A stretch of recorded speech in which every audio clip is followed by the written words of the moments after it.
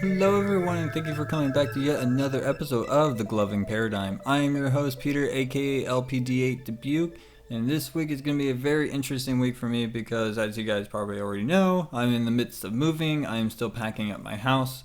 I am actually taking a break right now to actually record this episode, so hopefully I can continue recording episodes while I'm packing. It's just been a little up and down lately, so hopefully we can keep going and not have any bumps in the road. Hopefully I don't have to stop recording and postpone any more posts of any episodes until I'm done moving. So first things first, I actually want to thank everyone who's been contributing and communicating with me on my page and on Discord.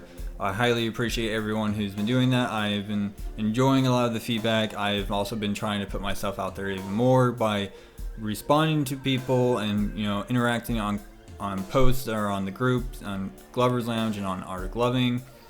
So hopefully we can actually get a little more people coming in here and actually communicating with me more, because this is a subject that I have been thinking about talking about, but it wasn't really until another person actually posted a video talking about this subject, and I actually have to give him a shout out right now, which is, and I'm sorry if I butcher your name, Nathaniel Incarnixon.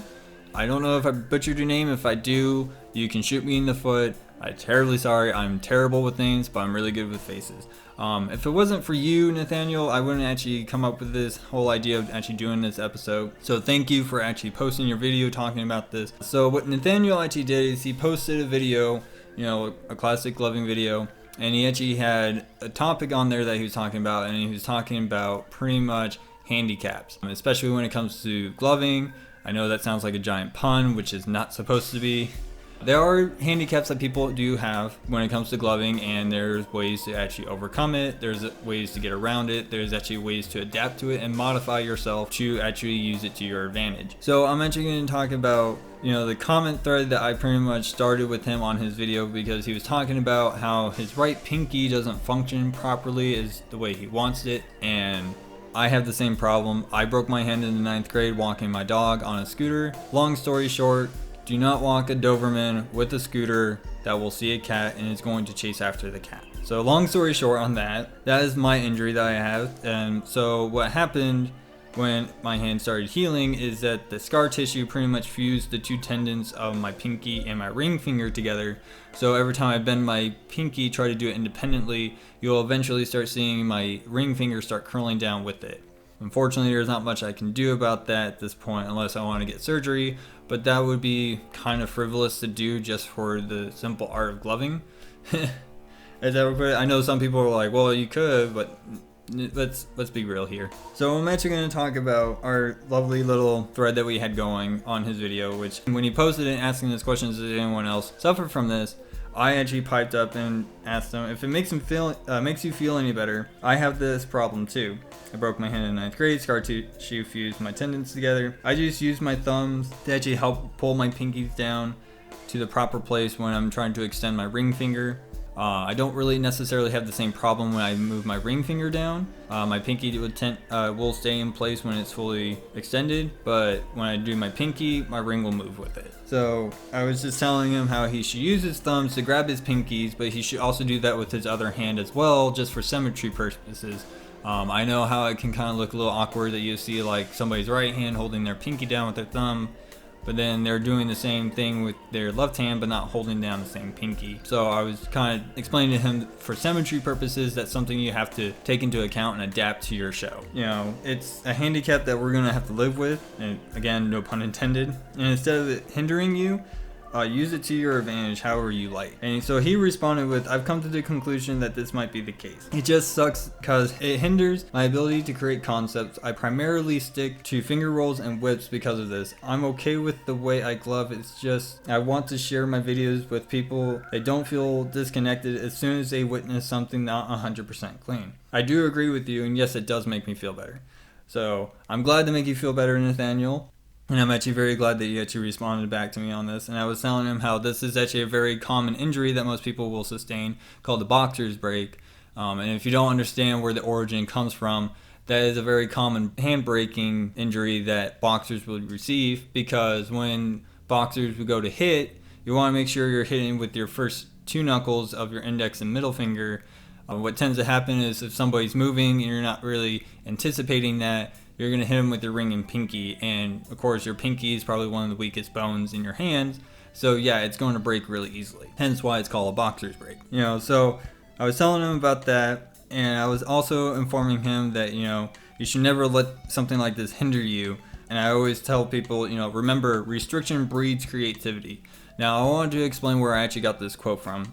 There's a lot of game developers and a lot of motivational speakers that will actually comment on this. One in particular who I like as a game developer is Mark Rosewater, because this is one of his mantras when it comes to him designing anything new. Is restriction breeds through creativity. And if you're not really understanding what that means is, you have set guidelines that you cannot cross or break any of those rules. So you have to think in ways to get around these, hence being creative, to get around these to actually showcase something, right? And that's where, the whole idea of, using handicaps to your advantage to really help. Now, I understand there are certain handicaps out there that, will actually prevent you from doing any form of gloving whatsoever. Case in point, I actually have a dear friend of mine who's just been diagnosed with generalized epilepsy. So unfortunately, he cannot really fully enjoy the cosm of gloving as he used to with me. So unfortunately, that is a problem. But I still have his support from him, and he knows that I've gotten to a point where I'm actually comfortable with my style. So, but back to the point at hand. Nathaniel actually responded with, "I enjoy it gives me this unorthodox style because I have to work around it. Some may consider it sloppy, but I think it creates difference between these other glovers. I've been doing this for so long, it's just been bothering me. But it's thoughts like that prevents me from getting better, so I actually appreciate your input." Which actually makes me very, very glad that I actually had that opportunity to actually communicate with you, Nathaniel. I actually really thank you again for actually giving me this topic of this discussion. So there is also another person, actually a couple of people who also piped up on my page directly, which I'm very thankful for. Cam L has posted saying, "I've been gloving for 5 years now. When I was a junior in high school, I got a boxer's fracture on my right pinky. The scar tissue has made it so my pinky can't fully reach a 90-degree angle.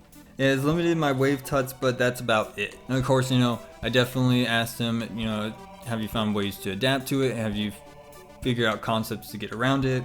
And he pretty much says, "I'm mainly focused on digits, styles, and whips in my show as a way around it. I've also noticed that I tend to stay away from using my pinkies on either hand. That way it doesn't look like I'm mainly using one hand the whole time. I wouldn't say I've created concepts around the handicap so much, just as mended my flow to it." Which I definitely understand, and I definitely think that's a great idea to go about it. So in that case, I always say to everybody, thank you for your input. I do highly appreciate it. Cam, thank you so much. Shout out to you for actually responding. And then we also have Robert B, who said, "Had a boxer break in the 7th grade. Can't fully extend my right pinky for years until I found gloving. I have full mobility in that finger more than I ever have. My old injury doesn't plague me any longer." Which I'm actually very happy for you. Congratulations. Unfortunately, I do not have the same luxury as you, but I am trying to work on it. I did tell him, thank you for sharing this. I do remember when I was going through physical therapy that my injury, my therapist said to me, the more I work on the exercises, the more it will heal. The only issue is that my pinky is shorter now than my left hand pinky, which I know it kind of sounds weird, but when it comes to certain concepts for me now, like certain creatures, I can't use my middle finger to grab my pinky on my right hand because it's now simply shorter. And the only way I can actually do that with my middle finger on my right hand is I actually have to push with my left hand on the pinky to get it over far enough so my middle finger can grab it. And even then, I can't really sustain that hold much longer because it will slip out. It's just that short. So physically, there is a shortage on my pinky, as weird as that may sound. So I was telling him about that, and then he responds with, "It's very true. I have a friend who picked up gloving while watching me after he broke his wrist, and he has the same results of improvement. A suggestion might be to learn how to exaggerate the movement with the shorter finger to help make up for it not being perfect. My pinky points opposite directions, so that bothered me for a while, but you learn to get past it." And again, everybody who has responded, I do highly appreciate your guys' input. I do highly appreciate you guys actually engaging on these topics of discussion, and I hope you guys continue to do more. So with that being in mind, As I shared you with my younger brother Thomas actually has a similar issue, but a different dynamic. So I believe on the same hand, he sustained an injury where he was trying to help one of our family pets, one of our cats, actually was getting attacked by dogs, and when he went to go rescue them, in the whole chaos that was ensuing between the animals, my cat actually scratched him and actually got into his skin deep enough where it actually did some nerve damage, is the best way he put it to me. So now when he has his arm in a certain position, you'll actually start seeing his hand shake involuntarily. That's something that he has to learn to work with. And in some cases, we were actually talking about it, where if he actually learns to move, do his movements where he can actually put his hand and arm in that position where his hands will start shaking, he can actually probably use that to his advantage of his show. And that's where a lot of this is actually going to go into. So with, learning how to adapt to your handicaps, and not only that, how to modify everything to compensate for that. So one of the things that I always say is, you have to improve your hand dexterity, you have to improve, your flexibility, and there's many different ways that you can actually do that. So ways of improving your hands, there's the classic finger exercises and hand exercises, and you have the classic stretching. I would actually say finger exercises and hand exercises are probably more important due to the fact that if you have a handicap like mine, a lot of people have made their anecdotes of, these hand exercises actually help my mobility with individual fingers. So with that being said, there is actually a very prominent person in the gloving community that a lot of people know, and if you don't know, you should know. There is a man named Greg Irwin who back in 1988 went on to the Tonight Show with Johnny Carson and performed the infamous finger ballet, as he likes to call it. And this is what later influenced gloving and tutting as its own dance form. He has a whole slew of different exercises. You can go from beginner to all the way up to advanced. He's actually very well known in the gloving lounge community. He's also posting on The Art of Gloving. So, you can actually probably hit him up and actually discuss with him on a personal level and, get some feedback from him. Which, by the way, Greg Irwin is probably the first person I'm going to actually do an interview with once I actually get done with this move and actually get things established. And hopefully he actually responds and it allows me to do this interview. You have the hand exercises, you have the stretching. Stretching is always good to do before and after. I find it way more important to do afterwards so you don't cramp up later in the day. And then a lot of people don't take this into account, but I also will recommend compression gloves, especially if you're somebody like me who's getting much older. And you don't want arthritis becoming a thing. Compression gloves are where you want to go. Compression gloves are basically gloves that actually are lined with a little copper filament that actually puts pressure on your hands to keep everything kind of in place, and it equally distributes all the stress that's going on in your hands and actually helps relieve it. I know a lot of people use it. My mom uses it when her arthritis is kicking up, and she will swear up and down that these things are a miracle. So you got those, and again, when it comes to hand exercises and stretches and all that stuff, we're going to come back to the same mantra that I've said in previous episodes. Blunt force trauma and repetition gets it right every time. Now, I'm not saying that you need to do these stretches and do these hand exercises until you actually break your hands. No, not the case. It's, just the whole practice makes perfect in a much more brutally honest way. Is pretty much how that mantra goes. So you just keep practicing, you keep doing these exercises, and you keep doing them until you felt like, you can see the improvements happen. And once you actually get to the point where you're at, I would still continue these hand exercises to maintain what you have accomplished. But that's kind of the whole idea I'm going about it. So how are there ways to actually adapt around your handicap? Like I was saying previously, I use my thumbs to help me hold down my pinky on my right hand, so my ring finger can actually be extended. Now, I have pretty much full mobility in my left hand as well, so I don't have to hold my pinky down on my left hand with my thumb. However, I will do that just for the simple purpose of symmetry, so it actually looks clean and actually has a cohesive look, instead of being like a random thing happening that doesn't make any sense to anyone. Another little trick that I want to tell people is that if you are doing that with your pinky, keep your thumb when you actually have your index and your pinky extended while you have your middle and ring curled in, to keep your thumb on top of those for an easy switch over, because you don't really need to have like your thumb all the way out just so your fingers can swing up. Just kind of makes it a little bit easier to get that place much faster. So just one of those little tips that you have to always think of. If you have fingers that are a little bit more limited, but you can use other fingers to help bring it to a full 100% that you need it to be at, you can do that too. I know it's kind of hard to actually sit there and think about it, but it is one of the things that you're just going to have to really look at and be like, okay, how can I make this look cleaner without showing that I have this handicap? And I will actually tell you, most people are probably not going to notice that you have this handicap. And I know a lot of people are just kind of afraid that your viewer is going to become disconnected when something's not 100% clean. To those people who are thinking that, you really shouldn't. It's all about the journey. It's not about the destination, really.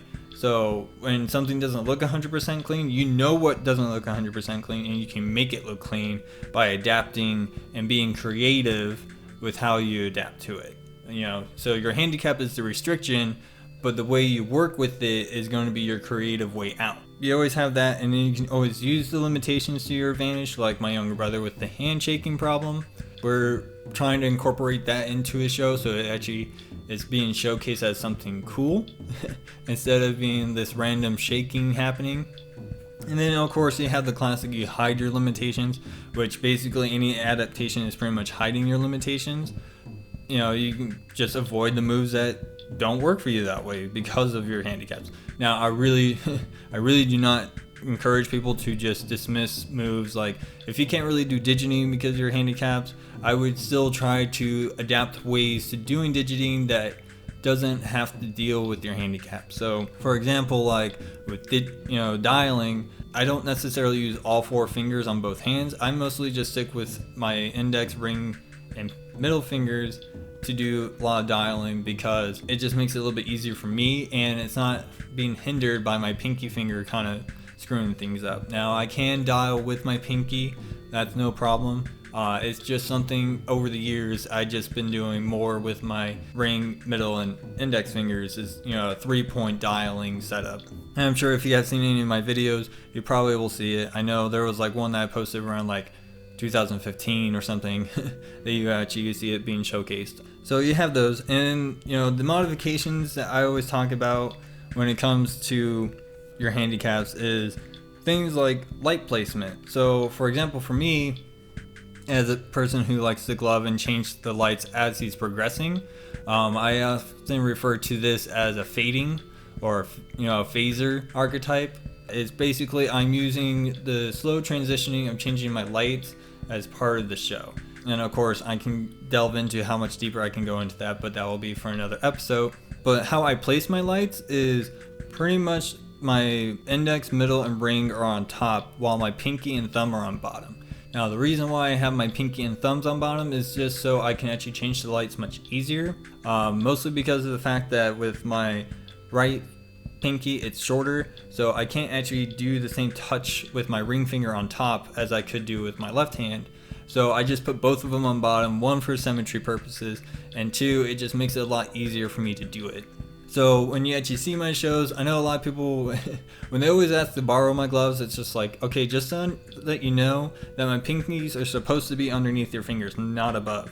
And to this day, people will still put them above their fingers, and it just looks so weird because they don't turn it over, they don't adjust the diffuser or anything. I'm using cube diffusers just to let everyone know. And it just it always drives me up the wall because I always have to help them put it in place, and they're like, well, this feels weird. I'm like, oh, I understand that, but it doesn't feel weird to me because this is what I have to do to actually make my style of gloving work for me. And that's kind of a segue into the next thing when it comes to diffuser choices. My experience is cubes have been working extremely well for me. Shields have worked really well for me. Popcorn has not worked very, very well for me. Mostly because it just feels kind of weird and my fingers don't put themselves in the proper place when I have those on. Now, I'm not saying that popcorn diffusers are bad, they just don't work for me. Now, domes I can kind of do, but I still kind of have the same problem that popcorns give me. And it's just like how where my lights sit and everything, it doesn't work well. Cubes and shields work well for me just because it keeps, it's mostly wrapping around my finger, so it keeps everything in the same spot that I need it to be. And I've gotten so used to being in that spot that I can't really it's not that I can't, it's that I just really don't want that I have to sit there and readapt myself. So, as I've been in this for so long, so you have those things to actually look at. And that's pretty much the end of my episode. I do appreciate everyone who was commenting and has given me feedback about this subject matter. Once again, shout out to Nathaniel for bringing up this subject. I highly appreciate it. Thank you to everyone who has responded, Robert B, Cam L, Daniel, everybody who's put in their pretty much their 2 cents on this subject matter. I highly appreciate it. Do you, as my listeners, do you guys actually have any of these handicaps? If so, please let me know, and I will actually spend time to actually help you come up with creative ways to work around it. It's one of the things I actually like about gloving is when people actually have these certain handicaps that we actually have to sit down, kind of work on adjusting your style to accommodate these handicaps to the point where it's not necessarily hindering you, but it's really kind of setting yourself apart from the run-of-the-mill cookie-cutter glover, I guess, is what a lot of people may say. I don't know. But yeah, I just know with handicaps, you can turn it into a way that really makes your show unique. And that's what I've done with mine. That's what my younger brother has done. And I'm sure the people who have responded did the same thing. Now, I know there are things that they tried to stay away from because they don't want it to look... They don't want the things that they think are happening to actually be viewed by the viewer. And that's the whole process of this journey, is actually learning and adapting and growing in a way to actually overcome these, what you might feel as limitations. To me, I would just see it as kind of another line of play, if that kind of makes sense to anyone. So, but that's pretty much all for my episode. If you guys have anything you guys want to tell me, you can always hit me up on my page at The Gloving Paradigm. You can also hit me up on my email, which is muttonchopguy@gmail.com. It should also be in the episode description. And you can also hit me up on my Discord, which is aptly named The Gloving Paradigm. In this episode description, you will actually have my Discord link, you can, and my email, so you guys can actually hit me up directly that way. Once again, you can always hit me up on my page. I will try to be as open as possible and available as possible when I'm trying to pack up and move my house. Hopefully I don't have any hiccups. So far, everything's been going rather smoothly. I can tell you at the time of this episode, we have actually booked the flight that my husband's going to be coming back to help me pack up the truck. And the truck we're getting on December 3rd. So hopefully by either December 4th or December 5th, I will be officially in Reno. So if there's any Reno glovers out there who wants to, help me out and hit me up and see if you want to have a nice little meetup and we can trade, I am totally down with that. I highly hope anyone who knows anyone in Reno will hit me up, because let me just explain this to you. It has been literally 3 years since I have given or received a light show from anyone. And I wish I was joking on that, but I'm really not. And I really wish I can get another light show again. I can't even tell you what even was the last in-person show I've ever gotten. It's been so long. So that is all for today and for this week. I'm your host, Peter, aka LPD8 Dubuque, and I'll see you guys all next week.